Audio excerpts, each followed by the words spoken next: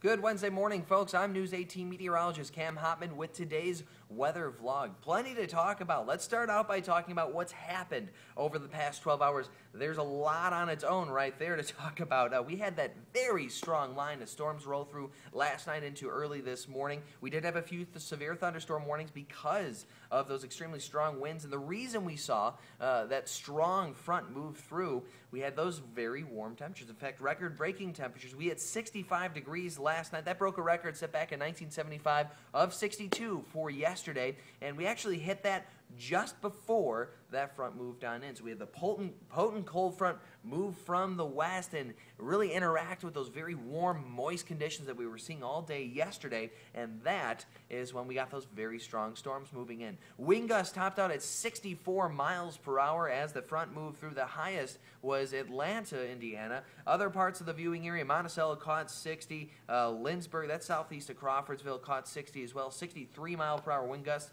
for Twin Lakes High School, and Tipton also caught a 63 mile per hour wind gust last night. Definitely a very windy night. Here in Lafayette, we caught about a 47 mile per hour wind gust on the front edge of those storms. On top of that, we also caught very heavy rainfall. Here in Lafayette, we caught right around 1.3, 1.4 inches of rainfall over the last 24 hours, but that is child's play considering the amount of rain that northern Benton, Newton, and Jasper counties got over the last 24 hours. They had a nice little cluster of thunderstorms move through yesterday morning, and then you pair what they got last night on top of that. Some parts of those counties got above 3 inches of rainfall over the last 24 hours. In fact, our unofficial estimates for now had one part of Jasper County actually receiving above 5 inches. Now, I'm not sure if that's completely correct. That's if our computers take the radar from what they're looking at, and they extrapolate a number from that radar image and put that down on the plot that down onto the map. But easily over 3 inches throughout those three counties, maybe even more than that. Definitely a large amount of rainfall for those three counties, and that has prompted the National Weather Service to put them under a flood advisory, Benton, Newton, and Jasper County through 9:30, which will be ending here in about 5 minutes or so. But I would not be surprised to see some sort of advisory, maybe even a warning issued due to the flooding up there, mainly the creeks and streams, and maybe running off down into the Wabash River. It'd be interesting to see where the Wabash will top off after this heavy rainfall we received overnight tonight, or last night into early this morning. Now let's go to the now. We have mainly current conditions. We saw our high temperature already for the day today. Because that cold front is now moved to our east, our temperatures are already topped out at 55 degrees. That will be the high temperature for the day today. Problem with that being is that temperatures will continue to fall throughout the rest of the afternoon. With more rain headed our way, things will continue to cool on off, and the rain that's headed our way will begin to turn into a wintry mix and eventually a snowfall by later on this evening. So we are looking at more chances for showers throughout the day. That wintry mix later during the late afternoon, evening hours, and that snow during the evening and overnight hours beginning to come to an end. We're not expecting much of an accumulation, but we could definitely be dealing with some very slick and icy roadways due to the drastically dropping temperatures over the next 24 hours. So we had the 55 earlier this morning.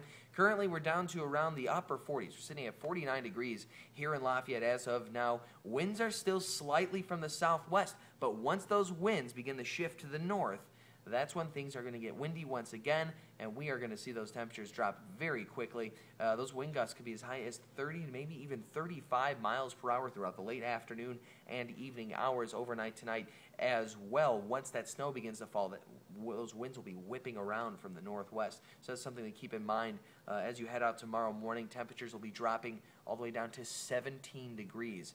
And that is not the end of it, folks. We are going to continue to cool on off.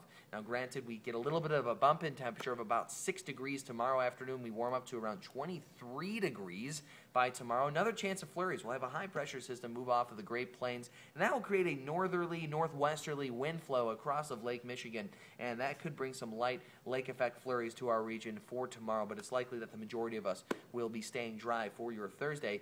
Temperatures Thursday dip all the way down to 4 degrees overnight Thursday night into Friday morning. That is a 61-degree difference from late last night to early Friday morning. That is unprecedented how strong, and it shows you how strong this cold front really is that moved through last night, and that's why we saw the severe thunderstorm warnings at the end of January. So temperatures will be plummeting. We only warm up to 17 degrees on Friday. At least we clear out, mostly sunny skies that day. Temperatures finally get back up into the 30s again by Saturday. Another chance of flurries. Sunday, 32 your high temperature that day. By Monday, we're back into the 40s.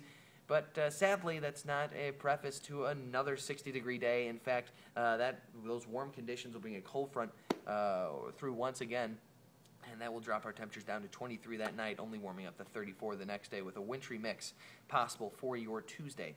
So we are going to be staying cool. We're not going to be seeing any 60-degree days here within the next week, but definitely things were warm. And now they're not going to be so warm anymore. Once again, the main highlight is that 61-degree difference between yesterday evening and Friday morning. It is going to be frigid, downright frigid, especially with the winds gusty up like they will during that time period as well. That's pretty much all I had today, folks. If you have any questions about this forecast, you can always go and email Chad, Jesse, and I at weatherteam18@WLFI.com. You can follow us on Twitter at weatherteam18, as well as you can email me personally at cameron.hotman@WLFI.com. For now, that is all I have, folks. Until tomorrow, I'm News 18 meteorologist Cam Hotman, signing off.